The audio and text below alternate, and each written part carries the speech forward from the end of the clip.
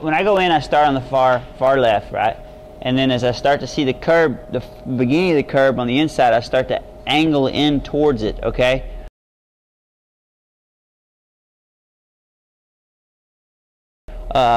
And I'm probably about 6 to 8 feet off the beginning of the curb, and I kind of stay on that same arc.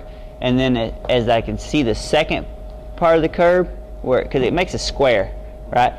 I like to touch my knee across that curb, and that helps me set up for the left-hander, okay? I see a lot of people that come in there, they want to stay real wide the whole way in, and then they finally work their way back to that last part of the curb on the right.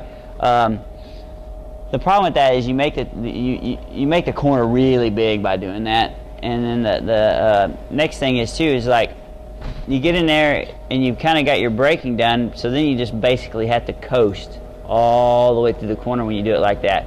If you take a little bit tighter line through there, you don't have near as much coast time, right? Because the corners. Draw that out on the board, maybe. Yeah. I know. Yeah. I don't know. Yeah. Yeah. Let's see if we have a pen. I may have to borrow my pen off of here. Hey, hand me that pen off there, please. No. Oh, on the board. You got it. There we go. Okay. All right. Here's what I see some people doing. They come in here, they're real wide out here, and then they finally work their way back to about half track, okay? What I like to do is start out here and then bring it down to here, right here. Not quite up against the curb, but you can see there's some seams in here. Right here, this is like 3 lanes, okay? There's where they laid the asphalt, there's 3 lanes of asphalt. I like to stay inside this first seam, maybe close to the edge of it, but stay on the inside of it. And then that seam comes around like this. I drift up to this seam, not crossing it, but then follow it and then bring it back down to here and touch this curb, and that helps you set up for this, right? The people that do this line, they usually coast so much they finally pick up speed and they end up over here, like that, okay? Does that help you? Yes. Okay, good. Questions anywhere else on the track? Go just point out real quick.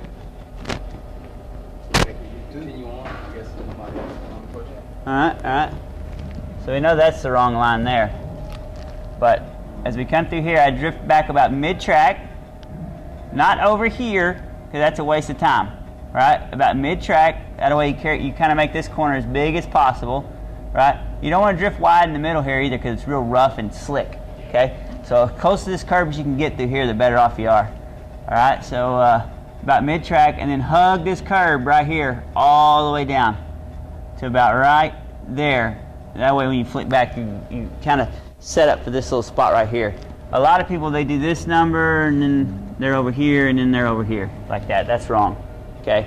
You don't want to be wide off of this curb, because then it tightens this up and it makes you run wide here. And then make sure you're out here. You guys that follow me know that I kept coming out here above this 3rd seam every time. Out here in the middle. Not way out here at the edge, but just past that 3rd seam, okay? Or the 2nd seam, the outside lane, right? And then stay out here a little bit until you can start seeing this cone. And then bring it back, clip across that cone, and then let the thing kind of run out here, making this exit as big as possible. Because the bigger we make the exit, the less lean angle we have to carry right there, right? And it's a little, the asphalt's a little polished right there, so it's a little slicker right there, especially if you go a little wide. So by coming wide here and coming wide here, you have the least amount of lean angle as possible right there, and that's what you're shooting for, okay? All right, so we want to do our turning here, not here and not here, all right?